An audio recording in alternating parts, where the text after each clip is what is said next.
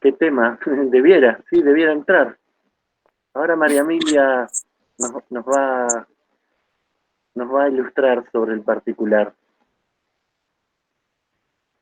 Gracias. Hola. Emily, ¿Qué? ¿Si esto entra o no en el parcial? eso preguntaba, sí. No, no sé, eso no. No sé, ¿Te eso lo animás? decidís vos, yo no sé. Depende de vos, no de mí. Sí, pero es que, a ver, Es poco tiempo, profe, para procesar tanta info. ya empezó a llorar. ¿Quién es el llorón? A ver, Manuel Bocini. No, Manuel. Veo una No, porque lágrima también. llorar acá. Hay una lágrima cayendo por el monitor. No sabes la pena que me da. No, pero, a ver, no, lo más probable es que María Emilia les arme algún problema más relacionado con la práctica anterior. Pero, no sé, Emily, ¿alguna preguntita que no sea demasiado complicada?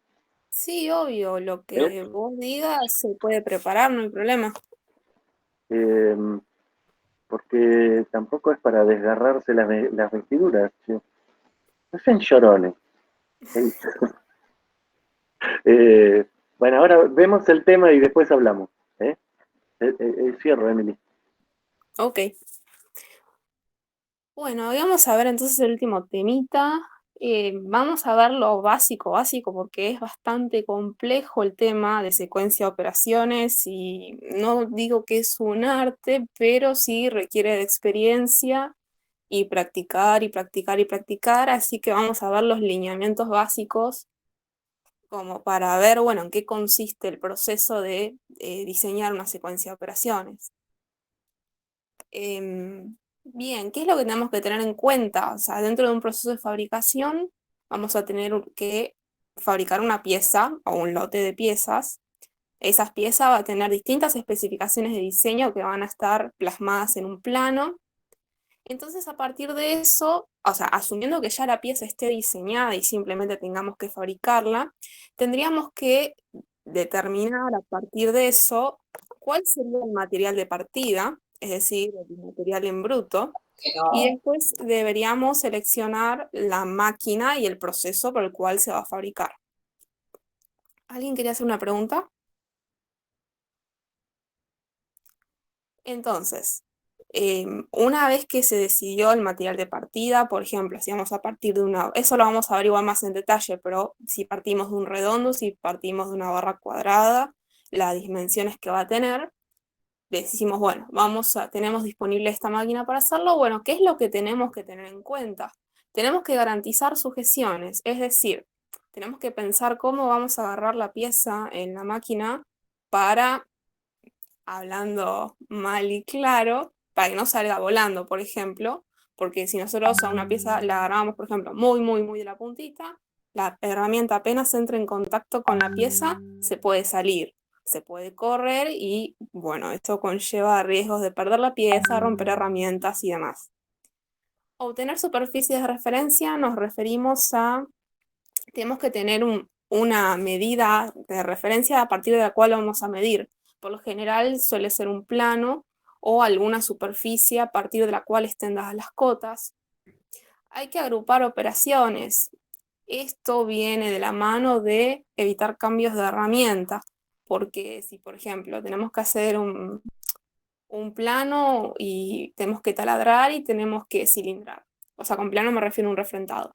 No vamos a hacer taladrado, después refrentado para después volver a taladrar. O sea, en realidad hay que tratar de agrupar operaciones. Es más, lo más probable es que siempre las piezas estén, o sea, por cómo esté dada la pieza, sea posible hacer eso. Siempre hay que tratar de agrupar operaciones que sean del mismo tipo. Minimizar movimientos de reglaje, cambios de herramienta y posición. Esto es lo que decía previamente, minimizar cambios de herramienta, porque eso conlleva tiempos muertos. Eso es lo que se llama tiempos muertos. También eso lo vamos a ver más adelante. Evitar dañar superficies. Eso, bueno, puede darse por una rotura de una herramienta o porque esté mal agarrada la pieza. Entonces, por ejemplo, si se mueve, estaríamos dañando la pieza. Otra forma en la que podríamos dañar la pieza sería, por ejemplo, si nosotros para hacer una pieza necesitamos dar la vuelta, porque mecanizamos un lado y después la queremos dar vuelta para mecanizar el otro lado, hay que tener en cuenta que vamos a estar agarrando sobre una superficie que ya está terminada. O, por ejemplo, nos vamos a agarrar con un plato de 3 mordazas una rosca, porque donde hagamos presión para sujetar la pieza, la rosca va a desaparecer. Y evitar acumulación de grandes lotes de piezas incompletas, porque muchas veces las piezas se va a hacer una parte en una máquina y otra parte en otra, o se va a hacer de una tanda todo una cierta cantidad de operaciones, y cuando se termine una cierta cantidad o termine el trabajo, se va a pasar a otra máquina o se va a cambiar la configuración de la máquina para hacer la otra parte. Entonces, eso se usa mucho y es muy común hacerlo, pero tampoco hay que abusar de empezar a acumular cajas de piezas incompletas. Entonces, cuando hablamos de secuencia de operaciones, básicamente nos referimos a esto que está acá. Sería como un primer bosquejo, no quiero decir un borrador, pero sería como un bosquejo, una primera idea y un resumen de cómo va a ser el proceso. Vamos a indicar cómo va a estar, esto sería el material de partida, cómo se va a sujetar, los accesorios que vamos a necesitar, y después indicar cada operación y hacer algunas aclaraciones importantes, como por ejemplo, qué herramienta se va a utilizar, indicar los voladizos, cómo se va a sujetar la pieza, si hay cambios de posición, si hay cambios de sujeción. Entonces, cuando hablamos de secuencia de operaciones es esto, indicar un resumen paso a paso, bueno, no paso a paso, pero sino un resumen de en qué consiste el proceso de fabricación de esta pieza en particular. Cuando hablamos de hoja de instrucciones, esta es la versión extendida. Ahí sí va a estar todo muy, muy, muy detallado de qué herramientas vamos a usar, los portaherramientas, los códigos, los tiempos de mecanizado, qué máquina, el material de partida y toda esta información que es de utilidad para definir condiciones de corte, la cantidad de pasadas que tiene que hacerse y calcular todos los tiempos. Con tiempo nos referimos a tiempos de mecanizado, es decir, el tiempo que efectivamente la herramienta está en contacto con el material, y los tiempos de maniobra o tiempos muertos, que serían por ejemplo, los cambios de herramienta, los encendidos de máquina, los cambios de pieza, preparación de máquina. Y por ejemplo, le llamamos reglaje al primer movimiento que hace la herramienta en contacto con, o sea, la herramienta va a tener un movimiento de aproximación hacia la pieza, y antes de tocar la superficie hay que hacer un movimiento de reglaje para saber dónde está la pieza. Eso, por ejemplo, en una máquina de control numérico se hace automáticamente. Si no trabaja con un torno manual, tiene que acercarse rápido hasta cerca de la superficie, y ahí va a pasar a hacer un movimiento un poco más lento hasta que la herramienta haga contacto con la pieza. Entonces eso se le llama el movimiento de reglaje. Uno se aproxima rápido y cuando está cerca se empieza a aproximar despacio para entrar en contacto. Y después, por ejemplo, uno va a hacer una pasada de cilindrado, pero no tiene que, y después si tiene que hacer pasadas sucesivas, por ejemplo, varios cilindrados, porque hay que reducir mucho el diámetro, uno, por ejemplo, va a hacer una pasada en profundidad 2 milímetros, y si yo tengo que hacer otra pasada de 2 milímetros, no retrocedo por donde vine, porque ahí la herramienta va a estar rozando sobre la superficie, y además la superficie queda marcada. Entonces eso no es un buen hábito, no es una buena costumbre. Lo que se hace es se retrocede, o sea, se aleja uno de la pieza y vuelve al principio y se vuelve a adentrar en el diámetro. Entonces eso es lo que se llama movimientos de aproximación y reglaje. Todo ese es tiempo que la herramienta no está cortando y que está la herramienta en el aire, por decirlo de alguna manera. Entonces, esta es la versión extendida donde está exactamente toda la información que uno tiene en cuenta cuando está diseñando el proceso. Lo que le llega al operario es la hoja de instrucciones, pero no es esa con todo el detalle, porque el operario sabe lo que tiene que hacer y además no es información que le sea útil. Entonces, lo que le llega al operario que está en máquina es esto. ¿Cuánto tiempo le debería llevar a hacer la pieza? ¿De qué parte? El plano, tiene que tener las listas de herramientas para ir al pañol y pedirlas. Y después sería como la secuencia de operaciones que vimos hace un ratito, pero con directamente las condiciones de corte que tiene que poner en la máquina. Bueno, entonces, sujeciones, esto ya lo había explicado Alejandro, pero vamos a hacer un pequeño resumen, así repaso. Hay varias maneras de sujetar la pieza. Lo más común, lo más práctico es un plato de 3 mordazas, pero el problema que tiene es que, o sea, se llama autocentrante porque centra la pieza, pero por ejemplo, si uno necesita dar vuelta a la pieza, no va a volver a la misma posición. Tiene una precisión de 1/10 de milímetro más o menos, entonces es muy rápido, es muy simple, pero en casos en los que uno requiere un centrado muy preciso y que más que nada que sea repetible, no sería la mejor opción. Pero bueno, siempre como primera opción uno debería intentar pensar en un plato de 3 mordazas. El plato de 3 mordazas tiene estas 3 garras y con una llave se abren y se cierran. Entonces uno coloca la pieza acá y se cierra. Ahora, esto sirve para superficies de revolución, pero ¿qué pasa si, por ejemplo, queremos mecanizar un prisma? Bueno, ahí es donde aparece un plato de 4 mordazas donde cada una de ellas se mueve de manera independiente.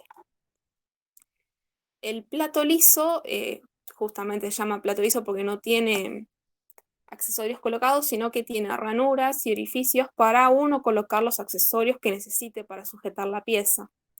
Por ejemplo, si uno quisiera colocar una pieza con una brida y con tornillos, bueno, acá podría uno pasar los tornillos, poner la brida acá y apretar la pieza. Y después, por ejemplo, tenemos algo ya un poco bastante más sofisticado, un plato portapinzas, que en este caso sí tiene una precisión de centrado que es totalmente repetible. Lo que tiene, esto es el portapinzas y esto que ven acá es lo que se llama pinza. Es una pinza elástica que cede muy poquitito, entonces, por ejemplo, si nosotros queremos poner una pieza de 60, tenemos que buscar una pinza que sea de 60 milímetros. Entonces, va a entrar con juego y después cuando se ajusta, estas patitas se van cerrando y sujetan la pieza. Entonces, esto ya es algo bastante más sofisticado, pero lo que permite es mantener el centrado. Sí.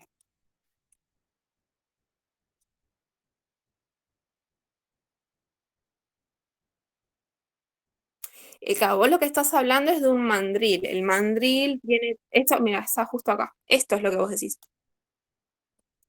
Claro, son cosas distintas. Y es más, no funcionan igual, porque acá lo que tenés son, esto sería más parecido a un plato de 3 mordazas porque vos tenés estas 3 patitas que se abren, vos ponés la broca ahí adentro y después vos la cerrás y esto se va cerrando y hace presión sobre la broca hasta que, bueno, uno aprieta y la deja ahí.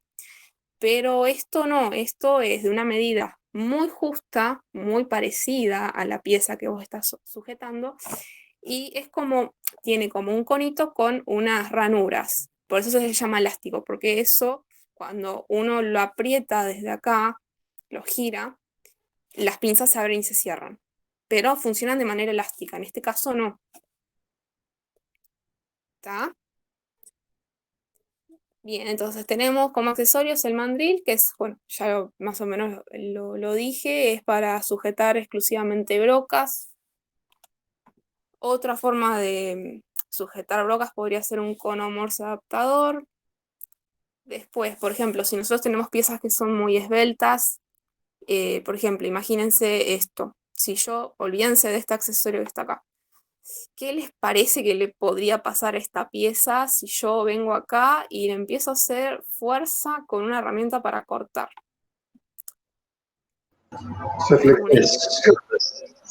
Pierde el eje. No, no es tanto eso. Te va a Podría quedar, ser te va a de quedar que desalineado, quiero decir yo. Si no tiene esa luneta móvil, te queda desalineado. sí, bueno, básicamente, pero ¿por qué va a pasar eso? Porque va a flexionar. Claro. Si uno viene acá y le hace fuerza a esto al ser tan esbelto, va a ser así. Se va, no es pandear, es flexionar. Entonces, muchas veces hay piezas que necesitan un punto de apoyo más, además de donde está agarrado. Entonces, podría usarse una luneta fija que funciona como un punto de apoyo en cualquier parte. Lo único que donde esté la luneta fija no va a quedar zona mecanizable, es decir, no habría forma de mecanizar dónde está sujeto con la luneta fija. Entonces, por ejemplo, en esta pieza quedaría libre desde acá hasta acá para mecanizar, o este pedacito, pero no sería recomendable. Y después otra cosa que se puede hacer es usar una contrapunta. Es un punto de apoyo en el extremo. Para utilizar una contrapunta hay que hacer un taladrado en el extremo y ahí se puede colocar la contrapunta, entonces ahí va a tener otros 2 puntos de apoyo. Una alternativa a la luneta fija es una luneta móvil. La luneta móvil es igual que esta, lo único que está anclada al carro portaherramientas, entonces a medida que el carro avanza, la luneta también avanza. En este caso, podríamos mecanizar toda esta parte, excepto el último tramo, que es donde va a quedar la luneta móvil al final. Otros accesorios que se pueden utilizar es cuando se quiere mecanizar entre puntas, como habíamos dicho, plato de 3 mordazas, por ejemplo, no asegura concentricidad, es decir, que el eje sobre el cual estamos mecanizando sea el mismo si se da vuelta la pieza. Entonces, una manera de, por ejemplo, no tener que recurrir a un plato portapinzas es mecanizar entre puntas. Pero, ¿qué es lo que pasa? Si nosotros, por ejemplo, ponemos una contrapunta en el extremo y del otro lado también ponemos una contrapunta para hacerla girar entre esos 2 puntos, los 2 lados va a patinar, no va a girar porque no hay nada que le transmita el momento torsor para que pueda girar. Entonces, lo que se usa es un perro de arrastre, que se llama, que va enganchado al plato, que es de este estilo, como el que ven acá. Entonces, esto tiene un tornillo que ajusta a la pieza y esto cuando gira le transmite el movimiento a esto. Entonces, de esta forma, nosotros de un lado vamos a tener una contrapunta y de este lado el perro de arrastre es el que va a estar transmitiendo el momento para que pueda girar. En este caso, de nuevo, vamos a tener un pedacito, por ejemplo, y se ve acá, que por ejemplo este tramo quedó sin mecanizar porque es donde está el perro de arrastre. Parecido a lo que pasa con una luneta fija. Vamos a tener un tramo que no va a poder ser mecanizado, pero podemos mecanizar toda una misma pieza sin tener que girarla. Y después, bueno, la punta de arrastre no es muy común y es de poco uso, bueno, pero existe, así que les comento un poquito de qué se trata. Funciona como alternativa a un perro de arrastre, pero nos deja la superficie libre, es decir, nosotros si en la pieza, acá por ejemplo acá, supónganse que esto no tiene un agujero, ¿no? Que es macizo. Le hacemos 4 agujeritos. Entonces, acá tenemos lo que sería una contrapunta y después están estos pernos de arrastre que se incrustan un poquito en esos agujeros. Entonces, en vez de poner un perno de arrastre, estaríamos con esos 3 puntos. ¿Qué es lo que pasa? La fuerza de sujeción en este caso va a ser muy débil. Entonces, es útil porque es una alternativa al perro de arrastre, pero al ser la fuerza de sujeción débil, ante fuerzas grandes, la pieza se va a correr y se va a salir. Entonces, esto sería para hacer, por ejemplo, una pasada muy chiquitita o para materiales muy blandos que no ejerzan fuerzas significativas. Pero bueno, todo esto, y hay muchas más opciones también, es muy complejo y ya hay inclusive muchas aplicaciones para casos muy particulares. Esto es más o menos para que tengan un paneo de qué es lo que existe y por ahí lo que es más común. Profe, una consulta. En el tema de la luneta móvil o la luneta fija, Sí. si no, ¿eso se debe lubricar o cómo hacer para que no se deforme la pieza o que no afecte la pieza? Porque me imagino que la pieza girando a unas determinadas revoluciones y eso rozando contra la pieza va... Apenas, o sea, obviamente no lo ajusta, o sea, estos puntos de acá no van a estar ajustando la pieza, van a estar apenas rozando. Es para minimizar la flexión, es decir, no va a estar muy separada la pieza, pero sí va a estar apenas rozando o casi sin rozar. Es para que si la pieza flexiona vuelva al lugar donde tiene que estar. Ah, ok. Pensé que estaba tocando todo el tiempo y... Y nada. Sí, insisto, apenas roza o no llega a rozarla y es simplemente para que cuando la pieza flexione vuelva a donde está. Pero Vale, sí, vale. por ejemplo, si usas una luneta fija, la superficie puede ser que te quede marcada. Está bien, gracias. Bueno, con respecto al material de partida, tendríamos varias opciones. Podríamos usar, por ejemplo, barras y tubos precortados, como estos que están acá, barras de, no digo de infinitos diámetros, pero de muchos diámetros.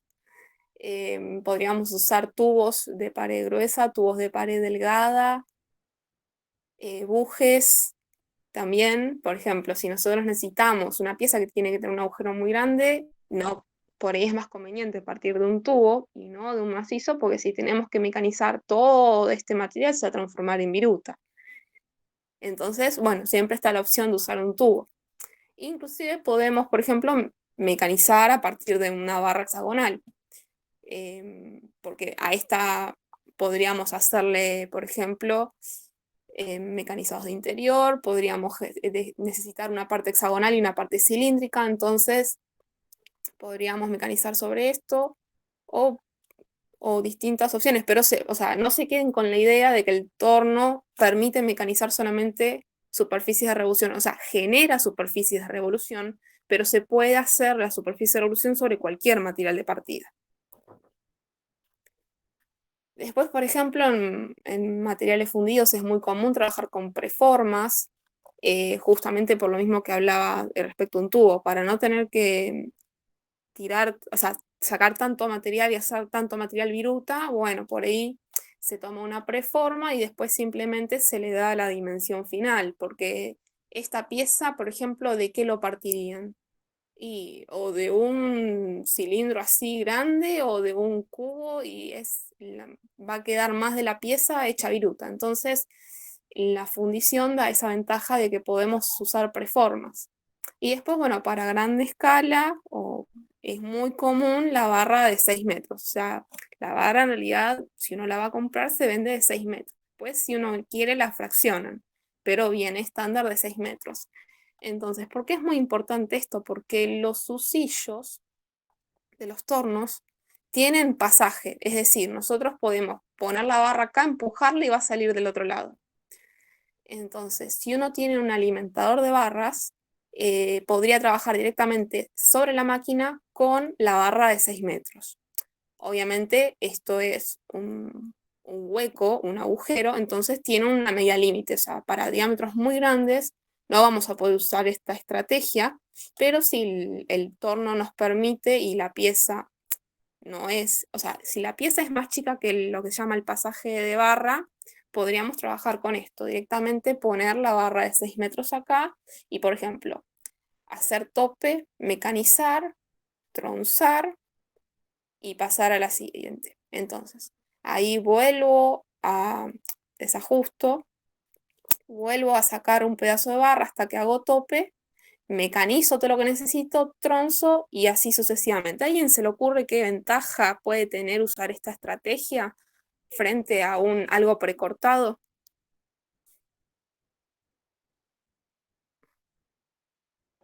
Tenés menos desperdicio si lo usás continuo. Hay menos desperdicio, exactamente.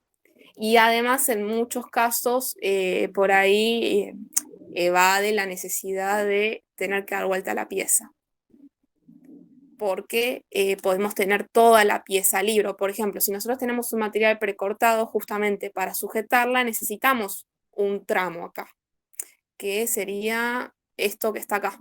¿Ven? ¿Se puede hacer zoom acá? A ver. Si alguien sabe, me dice. Es con control y la ruedita del mouse. Mantener el control aprobado. Perfecto. ¿Ven? Este tramo es el que está sujetando la pieza. Entonces, yo le había dicho que lo que necesitamos asegurar es la sujeción. Entonces, nosotros tenemos que tener en cuenta que si nosotros tenemos que mecanizar todo el tramo, una parte va a quedar en la sujeción, es decir, nosotros tenemos de acá para acá toda área libre. Entonces, se puede usar algo precortado, por ejemplo, si nosotros tenemos que hacer una pieza de 100 milímetros larga, usar una barra precortada de 120 milímetros, Eso ahora después vamos a ver cómo se calcula, pero vamos a gastar unos 15 milímetros en sujetar la pieza. Y después cuando terminemos la pieza, ese pedacito se va a cortar y se va a tirar. Entonces vamos a tener un desperdicio de 15 milímetros por cada pieza. En cambio, si usamos la barra, la parte que está acá agarrando, no hay problema porque yo termino la pieza y después yo empujo y saco la pieza. Vamos a tener ese desperdicio únicamente en la última pieza. Y después, bueno, obviamente cada vez que nosotros troncemos, el ancho de corte entre una pieza y otra, eso va a ser desperdicio. Pero si uno hace la cuenta, el total de desperdicio es mucho más pequeño. Entonces, siempre que uno pueda, para lotes grandes, va a tratar de usar barra de 6 metros. Bueno, un poquito más de tiempos de mecanizado y de maniobra. El tiempo de mecanizado es longitud dividido velocidad, o sea, la definición de velocidad que todos conocemos. Acá lo que tiene es que está un poquito más adaptada a específicamente lo que es esto, es decir, la longitud es la longitud mecanizada y la velocidad de avance va a ser el avance por vuelta por las vueltas del husillo. Esta es la velocidad de avance, es decir, cuán rápido se mueve, por ejemplo, si estamos haciendo un cilindrado, acá, qué tan rápido se mueve la herramienta, no respecto a la vez, sino qué tan rápido avanza. O sea, esa es la longitud y velocidad. Y bien, acá tenemos una lista, por ejemplo, para un torno convencional, todos los tiempos de maniobra que existen, tenemos una lista bastante completa de los tiempos de maniobra que van a estar ocurriendo en el proceso. Hay algunas tablas en las que se estiman, por ejemplo, cuánto tarda el operario en realizar las diferentes maniobras, pero bueno, esto se hace con exactitud haciendo un estudio de tiempo. Uno va a la máquina y mientras se está trabajando y está haciendo el proceso, bueno, esto saben los industriales que yo, es eso, medir el tiempo y hacer el estudio de tiempo sobre el caso real, no sobre tablas que uno puede encontrar en la bibliografía. En un torno convencional, los tiempos de mecanizado son mucho menores que los de maniobra. Vamos a, por ejemplo, a este caso. Fíjense, el tiempo total para el tiempo de mecanizado es de 1 minuto 70. Este es tiempo de mecanizado y este es tiempo de maniobra. El tiempo de mecanizado, es decir, el tiempo que en total, que en todas las operaciones, la herramienta va a estar en contacto es de 1,75 minutos. Y el tiempo de maniobra durante toda la operación es de casi 6 minutos. Es decir, es casi 3 veces más. Y a eso, bueno, le teníamos que sumar el tiempo de preparación de máquina, que bueno, que no es mucho. Y aparte, bueno, se debería prorratear entre todas las piezas. Pero si tenemos en cuenta estos valores, los tiempos de maniobra son bastante mayores que el tiempo de mecanizado. Ahora bien, si nosotros vamos a un torno de control numérico, más o menos los tiempos, a ver cómo decirlo, no el número, sino el proceso, o sea, se hace el cambio de herramientas, están los tiempos de relaje y de retroceso, hay que sujetar la pieza, pero en este tipo de máquinas todo eso es mucho más rápido. Es decir, lo que un operario tarda cambiando la herramienta en un torno, la máquina también lo hace, pero lo hace mucho más rápido. Entonces, los tiempos de mecanizado son menores que los de maniobra, pero la diferencia no es tanta. Lo que pasa es que también en un torno control numérico, el mecanizado se hace mucho más rápido, vamos a estar hablando de segundos. Entonces, los tiempos de maniobra más o menos son los mismos, pero sí cambia la magnitud entre un caso y el otro. Bueno, y ahora vamos a hacer un ejemplo bastante simple de una secuencia de operaciones. Está armada para que la hagan conmigo, así que me van a tener que ir ayudando. A ver, tenemos este plano, o sea, esta es la pieza que tenemos que fabricar.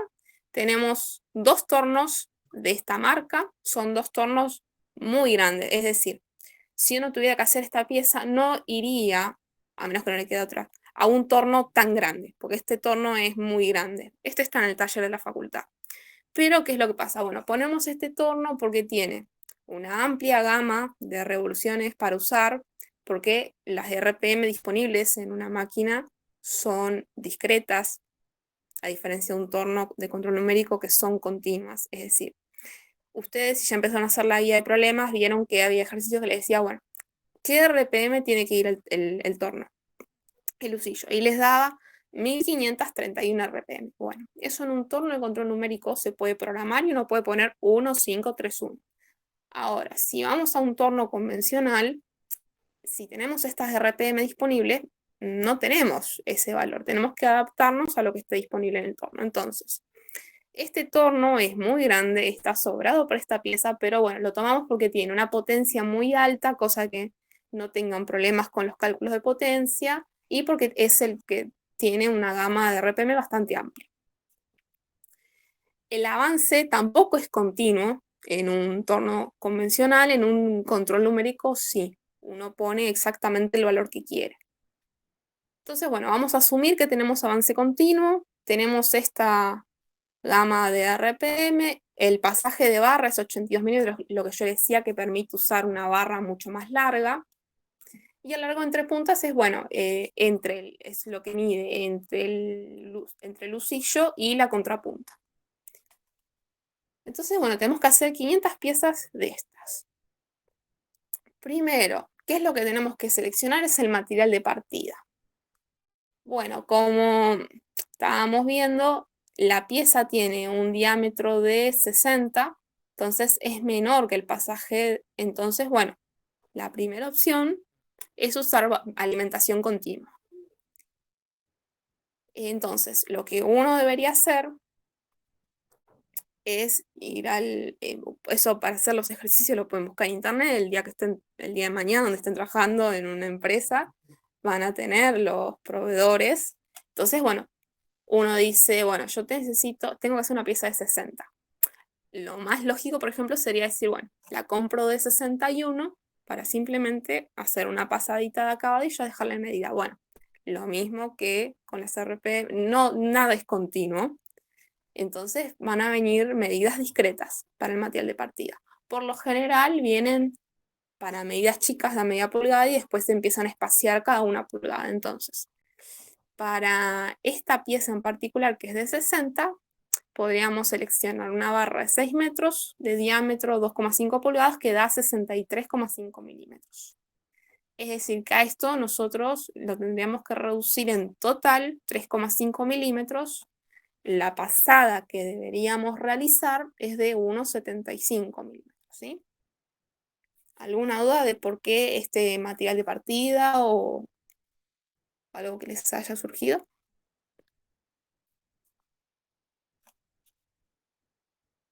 Bueno, y después, sujeción.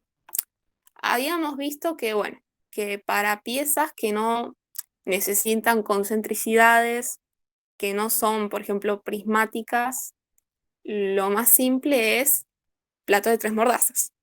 Aparte, habíamos visto que, bueno, si queremos usar la alimentación continua, bueno, también necesitaríamos un plato de 3 mordazas o un plato portapinza. Pero bueno, en este caso vamos a usar un plato de 3 mordazas.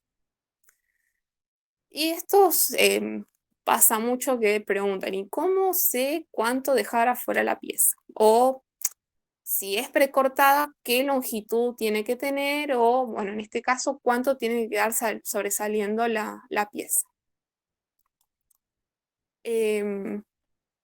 Este sería el largo total de la pieza. Por ejemplo, si esto, en realidad esto es, no, está bien, no, retrocedo. Esto es lo que debería quedar en el aire la pieza. Necesitamos 1 milímetro para refrentar, es decir, para generar la superficie de referencia, a partir de la cual lo vamos a medir. Después necesitamos una distancia de seguridad del plato, es decir, si la mordaza está hasta acá, no podemos mecanizar hasta ahí porque el carro nos va a chocar con el plato. Entonces, hay que dejar una distancia de seguridad entre lo que vamos a mecanizar efectivamente y el usillo. Con tomar, bueno, unos 5 milímetros está bien. 70 milímetros es lo que mide la pieza y deberíamos además dejar unos 3 milímetros para tronzar. Entonces, el voladizo de esta pieza va a ser 73, 78, 79 milímetros.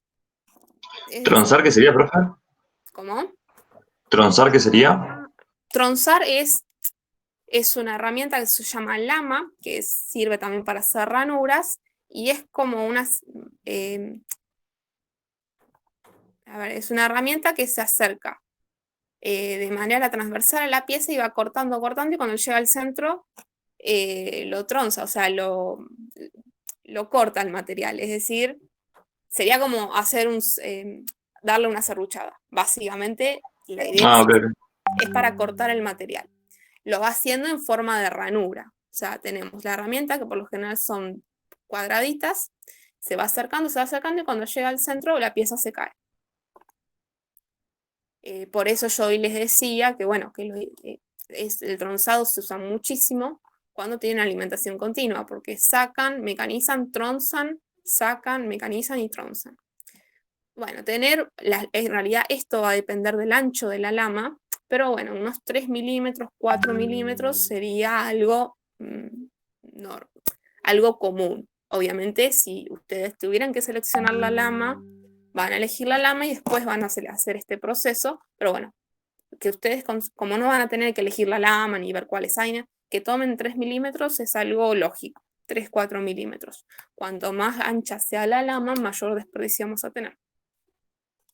Entonces, nosotros ahora sabemos que el voladizo de la pieza es 79 milímetros.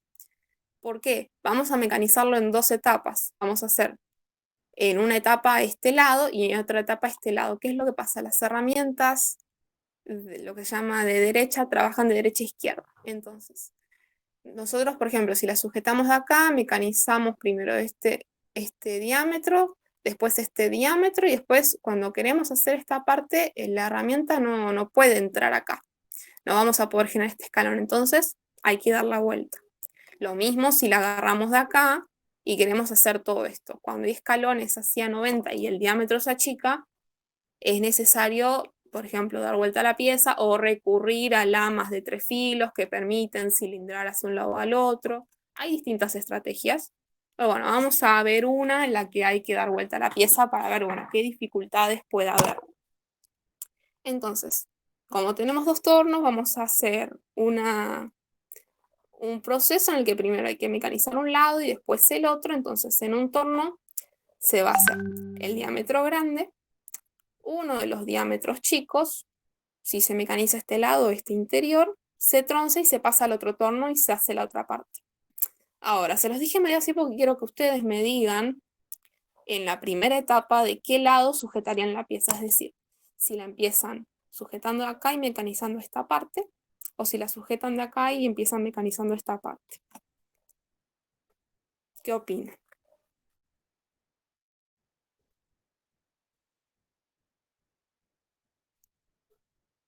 ¿Ninguna idea?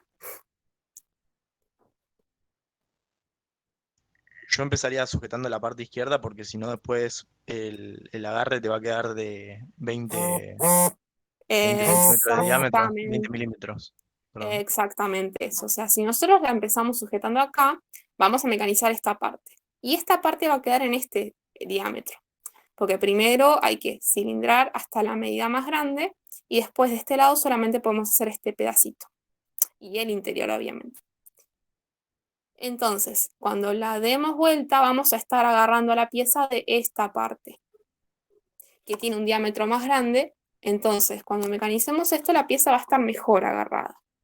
En cambio, si hacemos al revés, después cuando la demos vuelta, vamos a estar poniendo el plato de 3 mordazas acá, en una parte que es más chiquita. Entonces la sujeción no va a ser tan buena.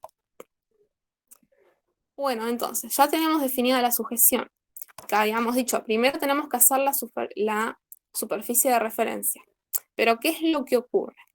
Cuando nosotros, acuérdense que la velocidad de corte, en un refrentado, la velocidad de corte cambia continuamente, porque depende del diámetro, las RPM. Está la velocidad de corte, acuérdense, revoluciones, pi, diámetro dividido 1000. Entonces, ¿qué pasa si el radio o el diámetro es 0, que es lo que pasa cuando uno está acá en el centro. La velocidad de corte va a tender a 0.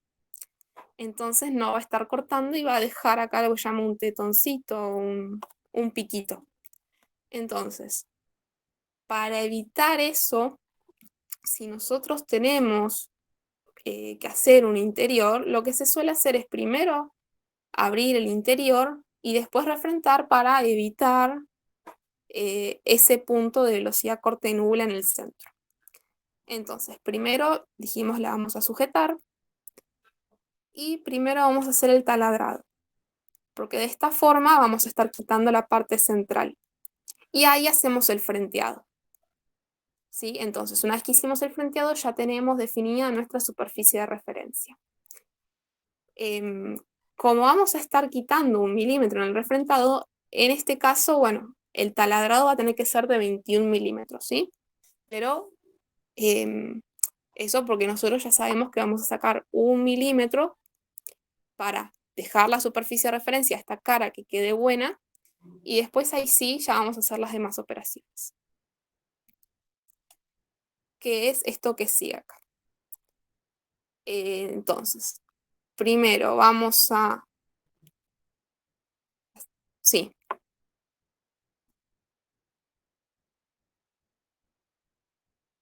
Sí.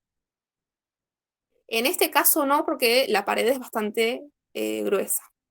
Si tenés una superficie que, por ejemplo, tenés el agujero hasta acá y te queda una pared delgada, y sí vas a tener problemas. Pero en este caso, sí, o por ejemplo, los platos también permiten sujetar desde el interior.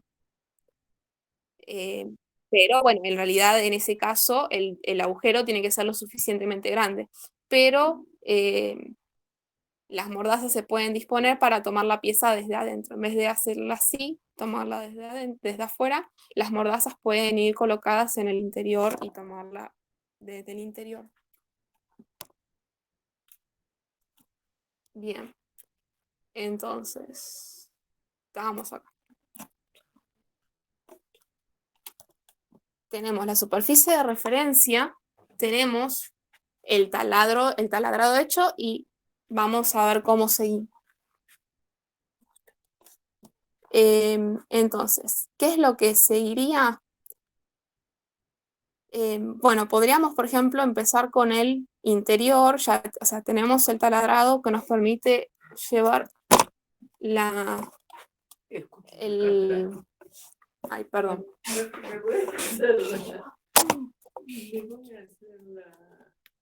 Tenemos la herramienta, ya tenemos hecho un taladrado que nos va a permitir el ingreso de la herramienta y llevar el interior a medida y aparte dejar el fondo plano. Porque ustedes cuando taladran con la broca, acá les va a quedar el piquito de la broca, o sea, el ángulo de la broca. Entonces. ¿Puedes repetir qué se hace ahí? Primero se hace el taladrado y después qué se hace. Para dejarlo liso en el fondo. Taladrado y se hace el refrentado para tener la superficie de referencia. Una vez que ya tenemos la superficie de referencia a partir de la cual se mide y abierto el interior, vamos a tener que llevar a medida el interior con una herramienta de interior, torneándolo. De esa forma vamos a llevarla a medida y vamos a dejar el fondo plano. ¿Sí? Primero, se abre, eso es lo que yo les había explicado en la guía de estudio anterior. Cuando ustedes tienen que hacer un interior, primero se abre con una broca y después se lleva a medida con una herramienta de interior. Sí, Acuérdense que perfecto. las herramientas de interior no abren agujeros. Y bueno, siempre uno va a tratar de elegir la broca más cercana a la medida final para no tener que estar haciendo pasadas y pasadas mecanizando. Luego tenemos que hacer el cilindrado del diámetro mayor y después finalmente el escaloncito que está acá. Entonces, primero llevaríamos todo esto a 50, toda la longitud, y después vamos a llevar el escaloncito este que queda ahí. Y recién ahí vamos a poder tronzar y vamos a poder llevarla al otro torno. ¿Alguna duda?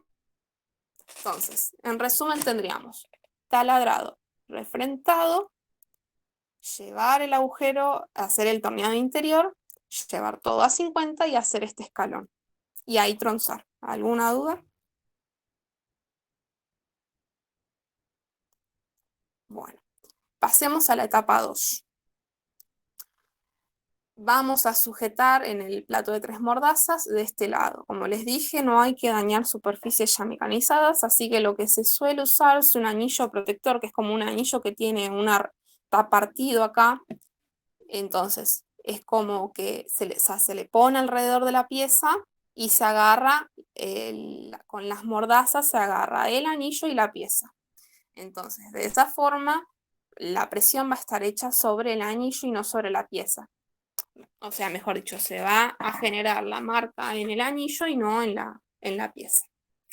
Lo mismo para el cálculo del voladizo, como esta ya está precortada y mecanizada de un lado y la estamos metiendo adentro del plato, vamos a necesitar los 30 milímetros que mide esta parte y unos 5 o 6 milímetros de ahí no me sale, de distancia de seguridad al plato. En este caso, podríamos frentear o no. Lo más usual es que uno, si elige bien la lama, cuando uno tronza, ya ese lado ya queda frenteado.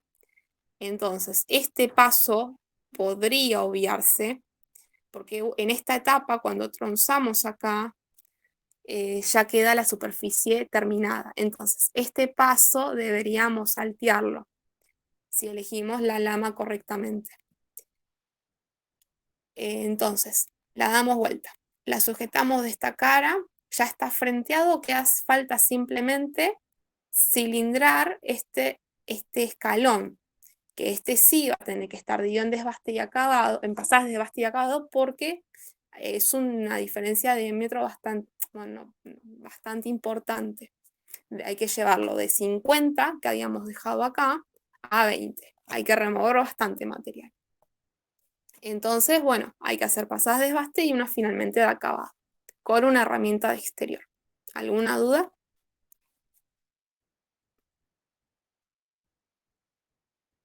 Bueno, y pasemos finalmente a la secuencia de operaciones. Yo en esta obvié lo del frenteado, solamente puse que habría que frentear la primera pieza, porque cada vez que tronzamos, las dos caras que se generan son buenas. Entonces, podría hacerse o no, pero si uno elige una lama de manera correcta, está tronzando y frenteando al mismo tiempo. Entonces, primero vamos a montar con un voladizo de 80, vamos a taladrar con una broca de diámetro 20, vamos a frentear solo la primera pieza, vamos a hacer los cilindrados de exterior. ¿Por qué es esto? En lo anterior que yo les mostré, puse por ahí lo que hay que hacer, pero no está en el orden óptimo, ¿sí? Porque ustedes no me dijeron nada, o sea, acá está correctamente, pero a ustedes no se les ocurrió pensar de que podríamos frentear y cilindrar con la misma herramienta.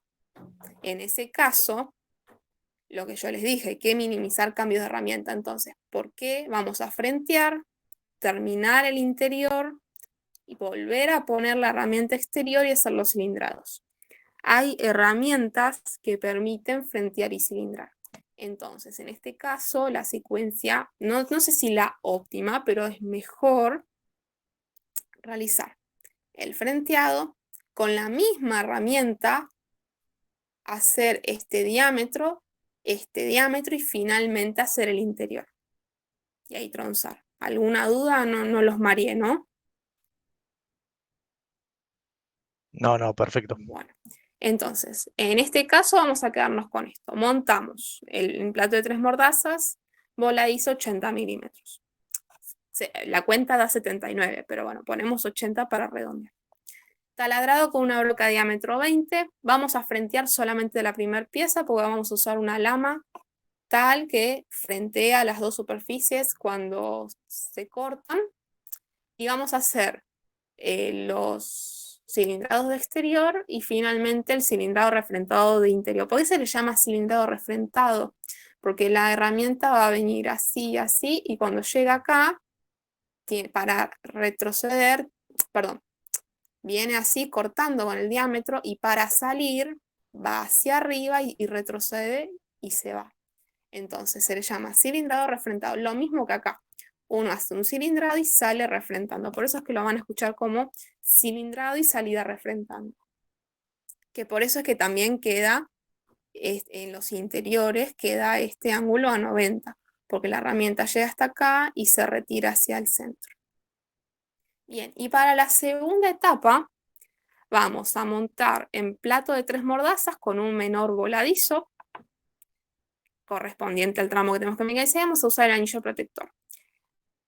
Frenteamos o no, en realidad lo ideal sería no frentear, y simplemente había que hacer este escalón.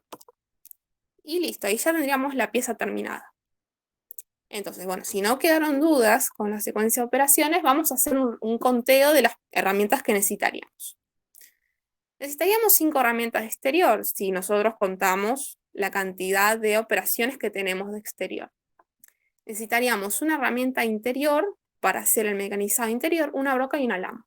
Ahora, ustedes, en base a lo que ya les vine anticipando todo el tiempo, ¿les parece necesario o conveniente usar 5 herramientas de exterior para que cada una haga una operación de exterior? No.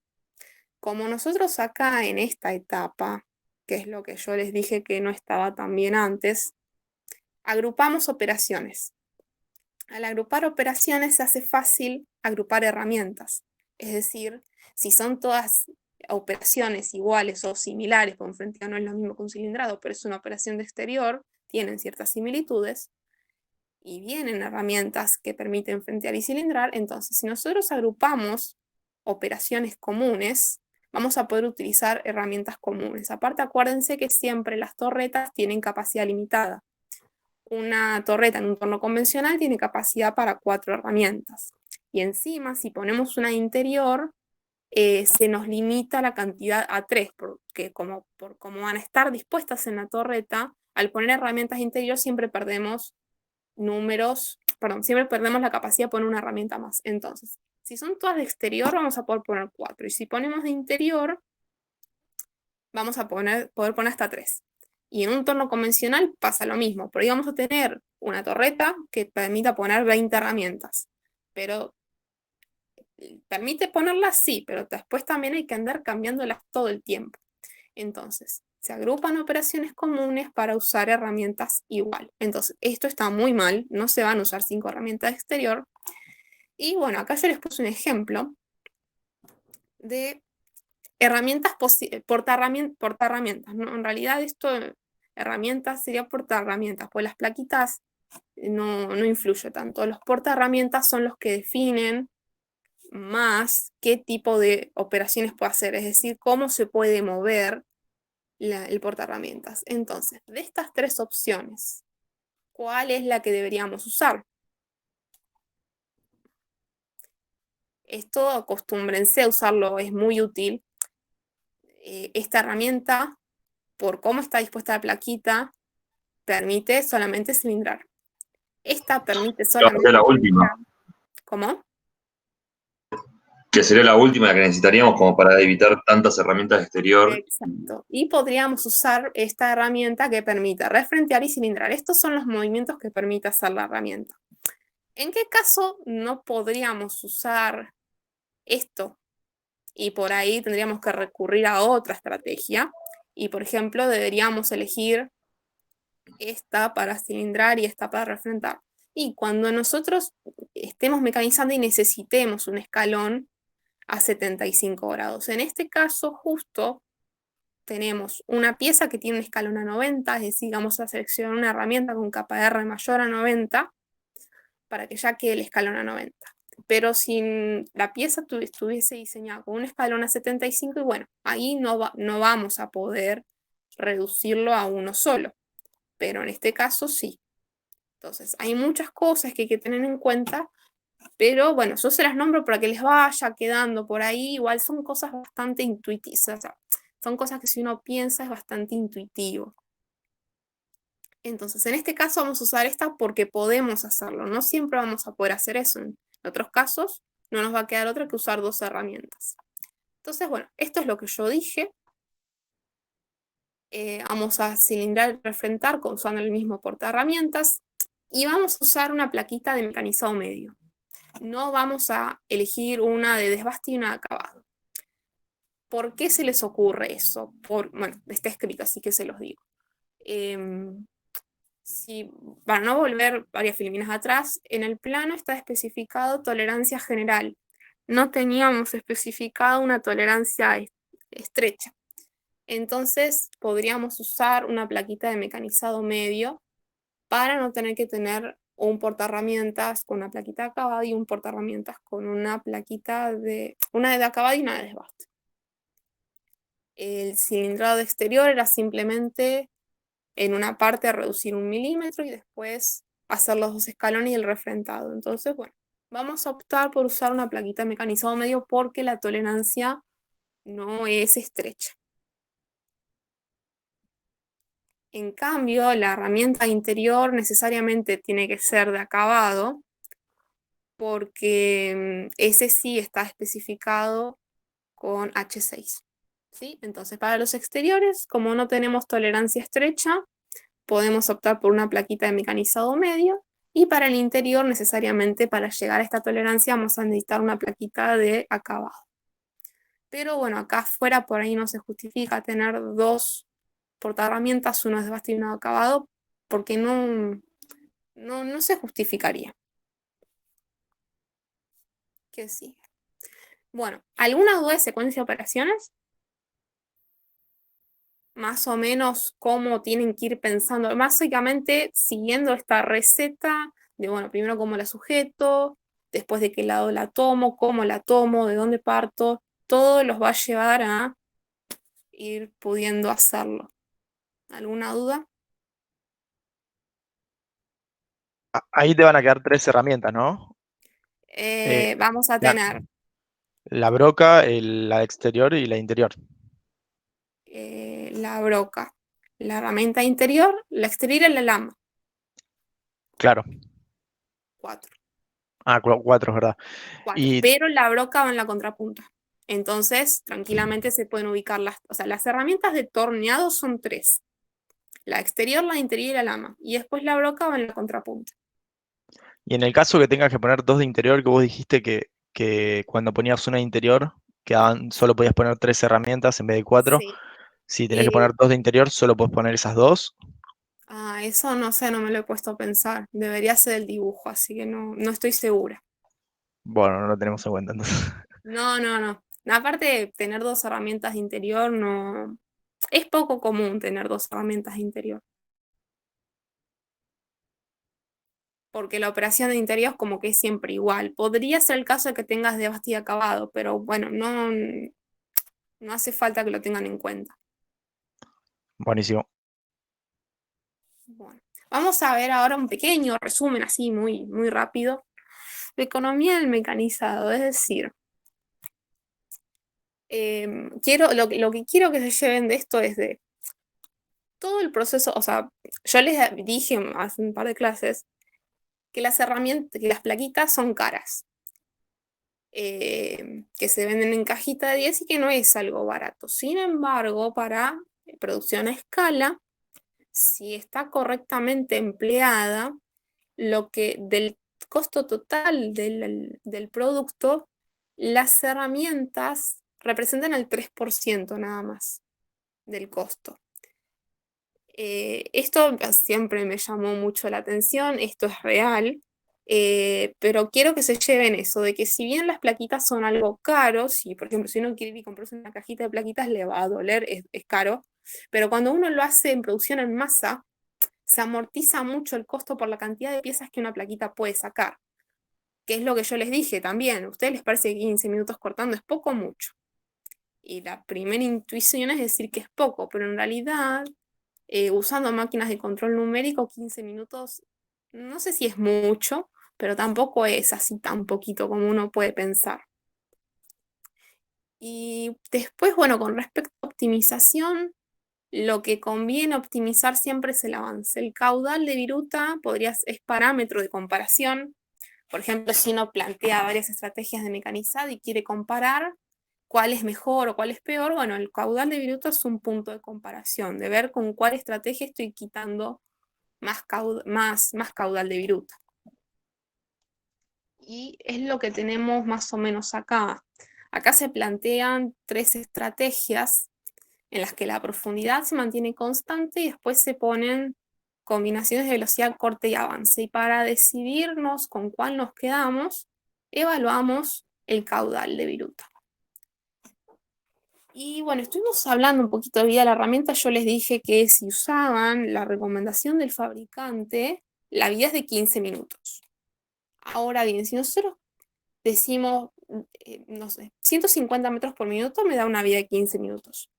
Digo, no, no la quiero usar a 150. Para hacer las piezas un poco más rápido la voy a subir a 170. Bueno, la variación de esto que está en el eje X es la vida de la herramienta. Y esta es la velocidad de corte. Si nosotros estamos acá en 15 minutos y yo digo, voy a subirla, que parece poco, decir, bueno, de 150 a 170, fíjense la pendiente de esta curva. Va a caer bastante la vida de la herramienta si uno aumenta la velocidad de corte. Ahora, por el contrario, si uno la baja un poquito, va a estar subiendo bastante la vida de la herramienta. Entonces, siempre traten de no estar subiendo la velocidad de corte. Si tienen que optimizar para sacar mayor caudal o porque quieren hacer la operación más rápido, conviene optimizar el avance. Y ustedes fíjense que la profundidad no incide prácticamente en la vida de la herramienta.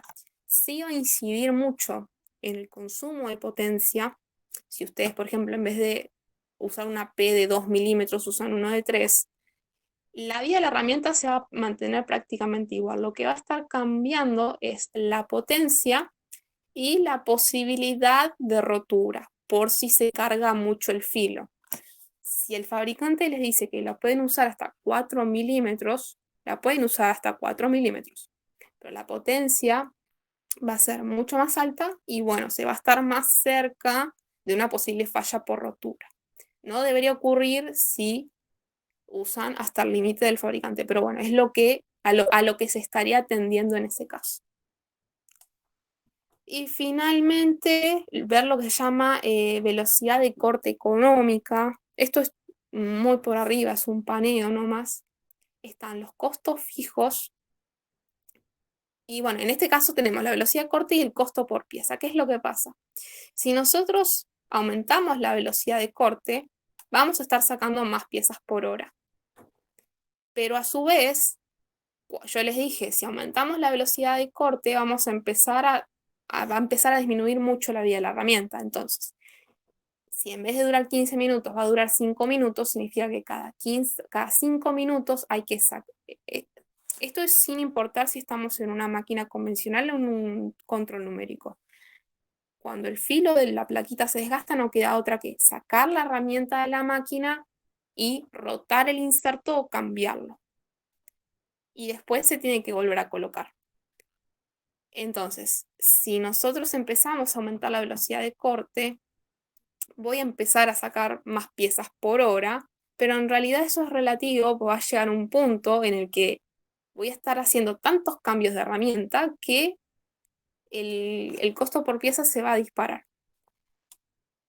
Y lo mismo pasa con los costos de producción. A medida que uno va aumentando, si la velocidad es muy baja, la herramienta dura mucho, pero produzco pocas piezas. Y si la velocidad de corte es muy alta, la vida de la herramienta disminuye mucho y voy a tener que hacer muchos cambios. Entonces está lo que se conoce como un intervalo de alta eficiencia, que es la velocidad de corte, donde las curvas son mínimas. Es decir, que uno debería estar trabajando dentro de este rango para minimizar los costos. Sería como, bueno, el punto de conveniencia entre aumentar la velocidad de corte y disminuirla. ¿Alguna duda?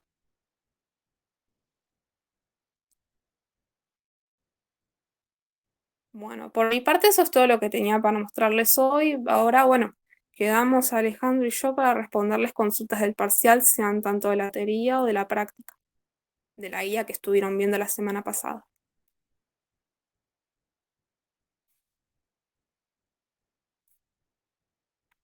Buenísimo.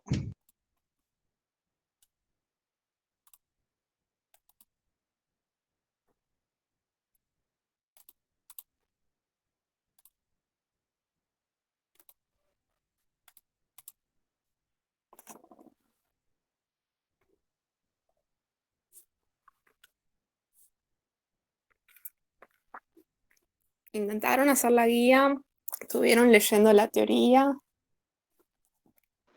Emily, Sí. por ahí estaría bueno que les propusieras algún horario para que te consulten, porque los veo con un poco de inercia. Es que en realidad yo pensé que aunque sea la guía de la semana pasada, igual un par me estuvieron consultando por mail, pero Bien. igual 2 nada más me consultaron por mail. Bueno, de esa guía. escuchen, a ver, de lo que les explicó María Emilia hoy, no sería nada raro que alguna pregunta en la parte de ella de mecanizado vaya, en el parcial. Buenísimo.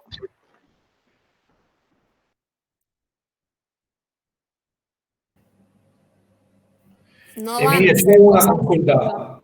ya te respondo, no van a ser cosas difíciles, pero si no se ponen a ver cómo son las herramientas, qué se puede hacer con cada una de ellas, es lo básico que tienen que saber. Sí, decime. Yo la semana pasada no pude venir a la clase y estuve viendo ahí del campus y no subieron ninguna filmina. ¿Explicaron algún tema nuevo la clase pasada? La clase pasada... Ay, yo no subí la clase. Eso, vos no subiste la clase. Ah, me porté, mirá vos. Ahí te la subo ahora, Tomás. Qué Bueno, raro. Me quedé con la idea que la había subido. Mecanizado clase 2, Tomás, ¿no está en el campus? no, dice clase 8, mecanizado por arranque de viruta, primera parte, y después selección de herramientas de corte. ¿Cómo? Y después la que le sigue, selección de herramientas de corte. No, entonces me falta la mía. Sí. Ahora la subo. O sea, faltaría la clase del La viernes, parte 2. la clase de hoy. La parte 2. Mira, Tomás, en la primera hablamos básicamente de cosas generales de mecanizado y de torneado. Sí. En general. Después María Emilia habla más en particular de la selección de herramientas. Y Perfecto. en la segunda hablamos de las otras operaciones. De fresado, ¿cómo es? Taladrado. Bien. Está, eso es. Ahora la subo. Bueno, gracias. Y bueno, y yo ahora les voy a cargar el trabajo práctico que tienen que entregar de este tema, tanto de selección de herramientas como de secuencia de operaciones. Es muy simple y lo van a tener que entregar después del parcial, pero bueno, les va a servir para practicar esta parte. Perfecto. Y para el parcial solamente está la guía de estudio número 5, ¿no? Claro, de este tema practicarían haciendo el trabajo práctico.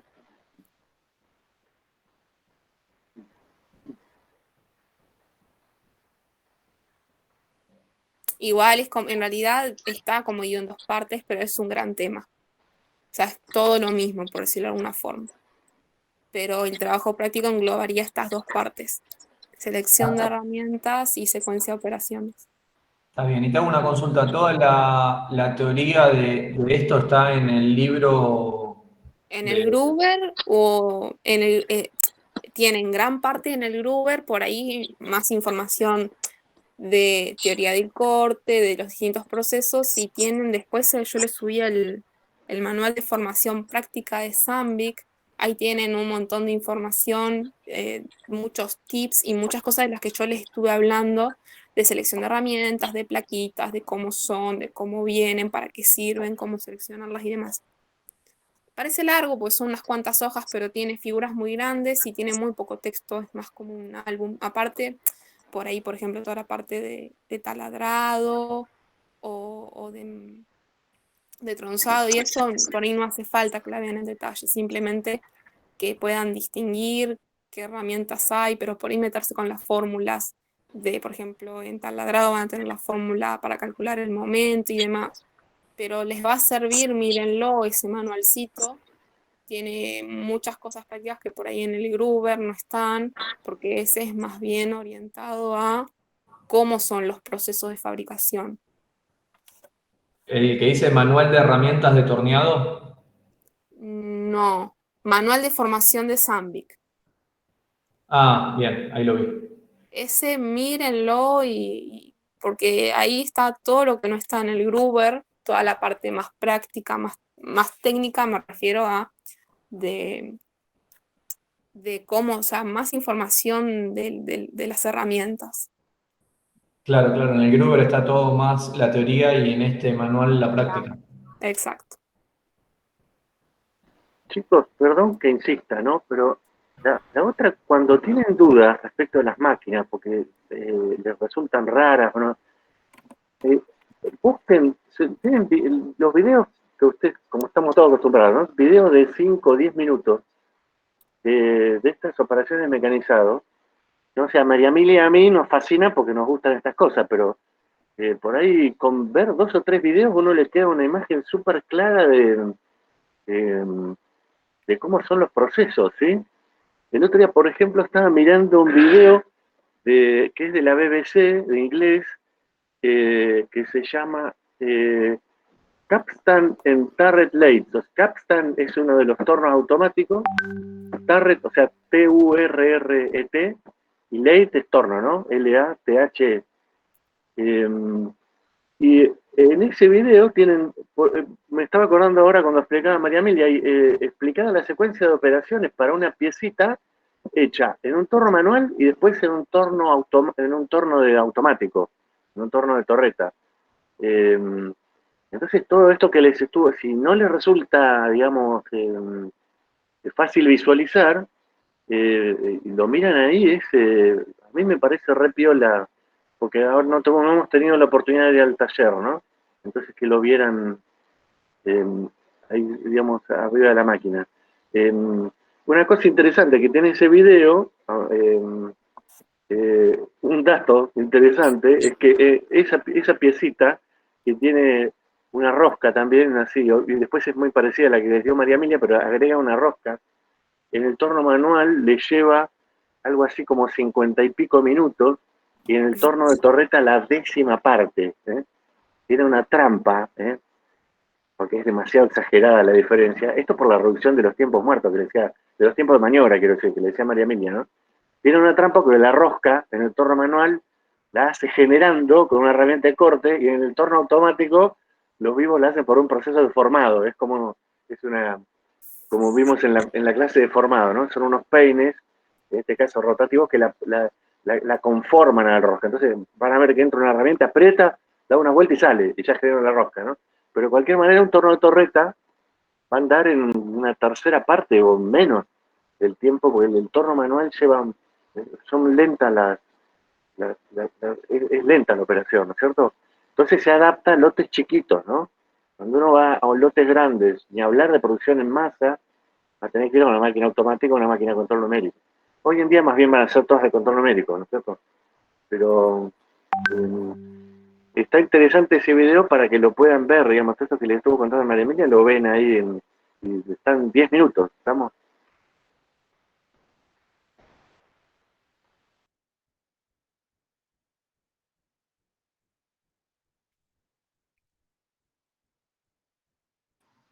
Yo te hago una pregunta bueno, es más un tema. En el catálogo de las plaquitas, de profundidad recomendada, y después cuando lo buscaba en internet en el mismo catálogo, puede ser que me aparecía otra. Habría que ver si estás poniendo bien el código o puede ser que sea un error de tipeado. Ok. No te sabría si tenías las 2 opciones, o que estés buscando mal el código o que haya sido un error de tipeado cuando hicieron el manual o lo transcribieron a la página. Si querés compartir pantalla y mostrame, porque si me lo decís así, ahora no lo tengo acá. Pero bueno, si no te mando por mail mandámelo por mail, poneme alguna captura de cómo estás buscando el código y cómo está en el manual. a ver si hay algún error de la búsqueda o si fue un error de tipeo de Sammy. Dale, buenísimo. Porque me ha pasado, sí, por ejemplo, no de comparar, pero me ha pasado de ver plaquitas, por ejemplo, una plaquita una vez que quería buscar y la profundidad mínima a la que permitía trabajar era como 0,001 milímetros, una cosa así que uno dice, no, es demasiado chico, acá se le fue un 0, cosas así. O sea que puede ser. ¿Te puedo hacer una pregunta del Sí. ejercicio? Creo es el 4, pero sería el 3, creo. Ah, sí, hay un error de Eh, enter. claro. Mi pregunta era, te pregunta de los portaherramientas. Espera que estoy buscando la guía. Dale. Selección de... Sí, acá estoy.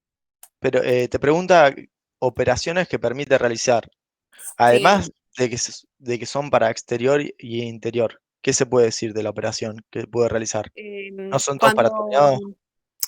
No, perdón, no te escucho lo que dijiste. Claro, acá te pide en el inciso A operaciones Sí, que permite operaciones realizar. que permite realizar. Sí, ¿cuáles son las opciones que propusiste? Eso no escuché. Exterior o interior. Pero Bien, esa sería una operación general. Decir, bueno, hay que diferenciar de interior de exterior necesariamente porque son operaciones totalmente, bueno, no sé si totalmente distintas, pero son diferentes, tienen sus diferencias. Uno no podría usar una herramienta de interior para hacer un exterior y al revés, porque se trabaja distinto. Pero en realidad esa pregunta más orientada, ¿viste el grafiquito que yo les mostré con las 3 posibilidades de las herramientas? Si permiten refrentar y cilindrar, si permite refrentar solamente, si permite perfilar. A eso se refiere la pregunta. Es para que vean el grafiquito e identifiquen qué tipo de operaciones podrían hacer con ese portaherramientas. Más allá de si es de exterior o interior, si permite cilindrar y refrentar, solamente refrentar, si puede perfilar. eso por la geometría de la plaquita que puede sostener.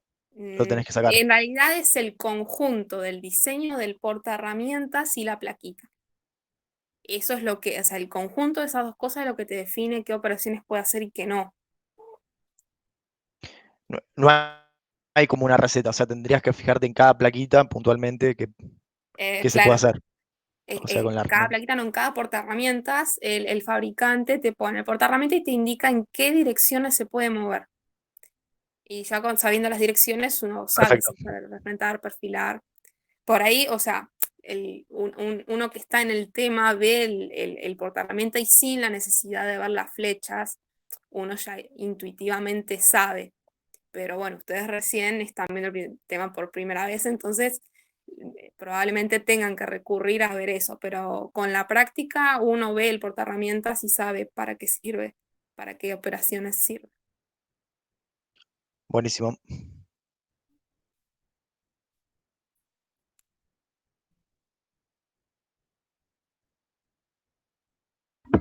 Bueno, profe, muchas gracias por todo. Yo no tengo más dudas. Nos vemos la semana que viene.